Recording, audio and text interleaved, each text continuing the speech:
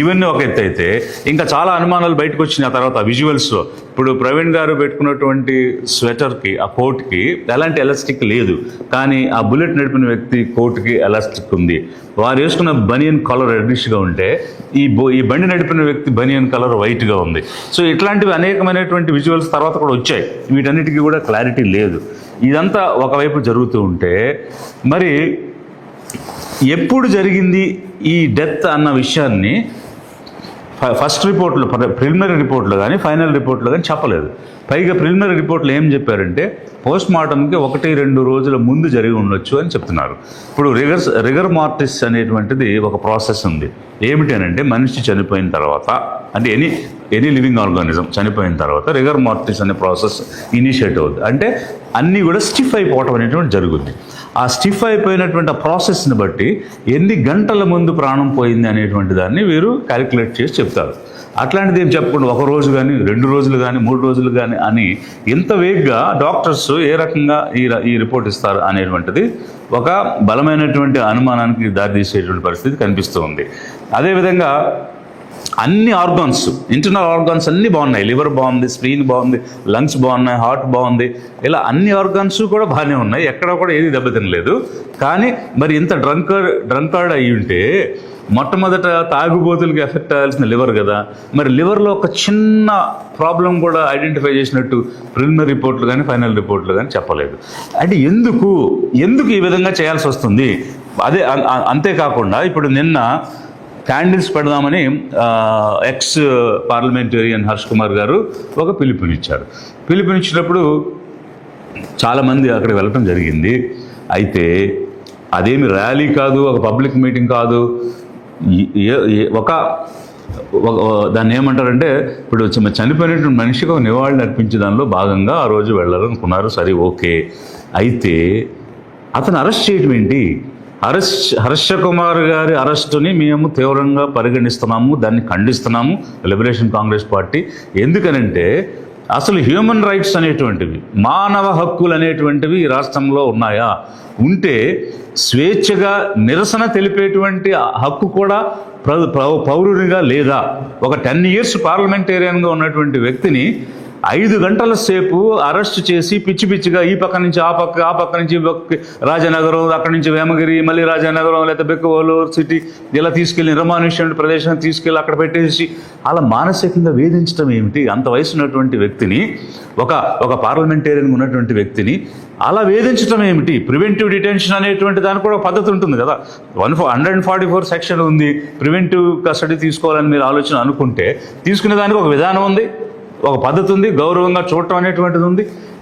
ఒక క్రిమినల్ని ట్రీట్ చేసినట్టుగా, అంతేకాకుండా భయభ్రాంతులు గురి చేసినట్టుగా చేస్తే అది మానవ హక్కుల ఉల్లంఘనే. ఈ మానవ హక్కుల ఉల్లంఘన అనేది మన రాష్ట్రంలో జరిగే కొలది ఇది హత్యేమో అనే అనుమానం మరింత బలపడే విధంగా మీ చర్యలు కనిపిస్తున్నాయి. ఎందుకనంటే ఒకవైపు పాస్టర్స్ నోరు విప్పి మాట్లాడలేకుండా భయపెట్టేస్తున్నారు, వాళ్ళకి నోటీసులు ఇస్తున్నారు. చాలామంది నా దృష్టికి తీసుకొచ్చి మేము చెప్పాలంటే భయపడుతున్నాము, మమ్మల్ని భయపెట్టేశారు, మేము నోరు విప్పలేకపోతున్నాం, మేము భయభ్రాంతులకు గురవుతున్నాం అనేటువంటిది ఒకవైపు చెప్తూ ఉన్నారు. మరొక వైపు ఒక ఎక్స్ ఎంపీని ఈ విధంగా మీరు ఇల్ట్రీట్ చేసి మానవ హక్కుల ఉల్లంఘన చేస్తే ఇక జనం ఏమనుకోవాలి అంటే ఇందులో ఏదో ఉంది, ఎక్కడిది బయటకు వస్తుందో, ఎక్కడ తప్పు బయటపడిపోతుందో, ఎవరు ద్రోహులు అనేటువంటి విషయం కనిపెట్టేస్తారేమో అన్న దాని గురించి ఉలిక్కి పడుతుందా ప్రభుత్వం అనే అనుమానాలు కలుగుతున్నది మీరు చేసినటువంటి ప్రవర్తన వల్ల, ఉల్లంఘన వల్ల. It's states responsibility to protect the human rights and the fundamental rights of every citizen living in this state.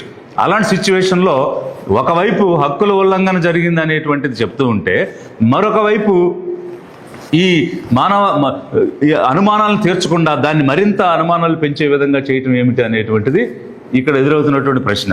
మరి ఇదే సమయంలో పేదలు, ఇక్కడ ఇన్వాల్వ్ అయిన వాళ్ళందరూ కూడా పేదలు. ఎందుకనంటే ఒక పబ్లిక్ ఫిగర్, అతను evangelist, maybe related to A particular religion, కానీ అతని యొక్క బోధనల వల్ల, అతని యొక్క ప్రవచనాల వల్ల ఎంతోమంది ఇన్ఫ్లుయెన్స్ అయినారు. వారందరూ కూడా పేదవాడు. వాస్తవంగా పీస్ లవింగ్ పర్సన్స్ అన్ని రిలీజియన్స్లో ఉన్నారు. హిందూస్లో ఉన్నారు పీస్ లవింగ్, ముస్లిమ్స్లో ఉన్నారు పీస్ లవింగ్. వారెవరు కూడా ఇలా చచ్చిపోవాలి, మనుషులు చంపుకోవాలని కోరుకునే వాళ్ళు కాదు. ఈయన చెప్పే విషయాలు వినేటువంటి వాళ్ళు చాలామంది ఉన్నారు. ఇక్కడ ఎక్కువ మంది పేదలు ఇన్వాల్వ్ అయి ఉన్నారు. పేదల యొక్క కన్సర్న్ ఈరోజు కనిపిస్తూ ఉంది. అందుకోసం లిబరేషన్ కాంగ్రెస్ పార్టీ పేదల పార్టీగా ముందుకొచ్చి ఆ పేదవాళ్ళు ఎవరైతే అనుమానాలతో ఉన్నారో వాళ్ళకి నివృత్తి చేయడం, నిజం ఇవ్వడమే కాకుండా వారి యొక్క ఆలోచనకు అనుగుణంగా వారు కోరుకున్నటువంటిది చేసేటువంటి పార్టీగా ముందుకు రావడం అనేటువంటిది ఒకవైపు జరుగుతుంది. మరి ఈ ప్రాసెస్లో మరి భయభ్రాంతులకు గురి చేసి హక్కుల ఉల్లంఘన జరిగేటువంటి పరిస్థితి వస్తే మరి ఒక ఎక్స్ ఎంపీకి ఆ పరిస్థితి ఉంటే కామన్ మ్యాన్ పరిస్థితి ఏ విధంగా ఉంటుంది అనేటువంటి అనుమానాలు ఒకవైపు. ఏముందని గవర్నమెంట్ ఉలికిపడుతుంది, ఎందుకు దీన్ని పీస్ఫుల్గా జరిగే అంశాలను కూడా జరగనీయకుండా అడ్డుకుంటుంది అంటే ఖచ్చితంగా ఏదో ఉండే ఉంటుంది అనే అనుమానాలకు దారితీసేటువంటి విధంగా ఈ పోలీస్ డిపార్ట్మెంట్ ప్రవర్తన కూడా ఉందనేటువంటిది ప్రజల్లో వస్తున్నటువంటి అభిప్రాయం.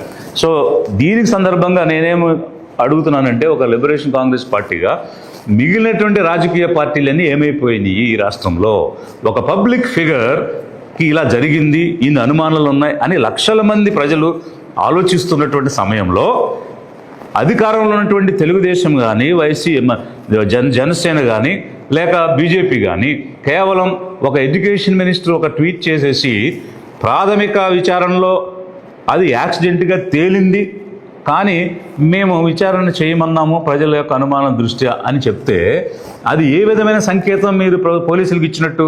అంటే ప్రాథమికంగా యాక్సిడెంట్ అని మేము డిసైడ్ చేసాము, అయినా మీరు అడుగుతున్నారు కాబట్టి విచారణ ఇన్వెస్టిగేట్ చేయమని చెప్తున్నాము అని అంటే మంత్రి గారు చెప్పిన దాన్ని మేము నిర్ధారణ చేయాలి కదా అన్న మెసేజ్ పోలీసులు తీసుకుని ఇది యాక్సిడెంట్ అని చెప్పారా?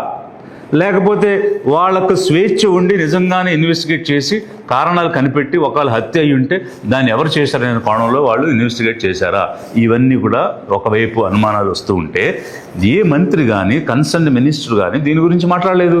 రాజకీయ పార్టీలు, అధికారం ఉన్న పార్టీలు మాట్లాడలేదు, అపోజిషన్ ఉన్నటువంటి పార్టీలు మాట్లాడలేదు, ఒక కాంగ్రెస్, వైసీపీ లాంటి పార్టీలు కూడా మాట్లాడలేదు.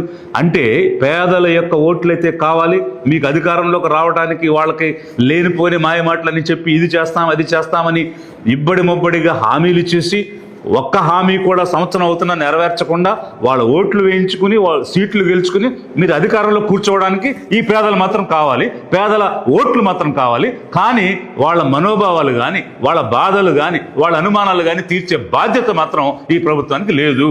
కాబట్టి మిమ్మల్ని వాడుకుంటాం, మాకు నచ్చినట్టుగా మిమ్మల్ని వినియోగించుకుంటాం, కానీ మిమ్మల్ని ఆదుకో, మీకోసం మేమేమి చెయ్యం అని చెప్తున్నారా?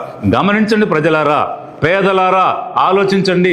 ఎలాంటి పార్టీలకు మనం ఓట్లేసాం, ఎవరిని నమ్మి మనం ఓట్లేసి ఈరోజు గద్దెక్కిచ్చాం, వాళ్ళు ఏ విధంగా మనల్ని చూస్తున్నారు, వినాశనం చేస్తున్నారు, మనకు వచ్చినటువంటి బాధను కానీ అనుమానాన్ని కానీ పట్టించుకోకుండా కనీసం ఇది నిజం అని చెప్పడానికి కూడా సాహసించకుండా ముందుకు రాకుండా ఏ పార్టీ కూడా ఈ పేదల పక్షాన్ని నిలబడటం లేదంటే పేదలను కేవలం వాడుకునేవారే తప్ప ఆదుకునేవారు లేరు, అండగా నిలబడేవారు లేరు అని చెప్పడానికి ఇంతకు మించిన నిదర్శనం కావాలా?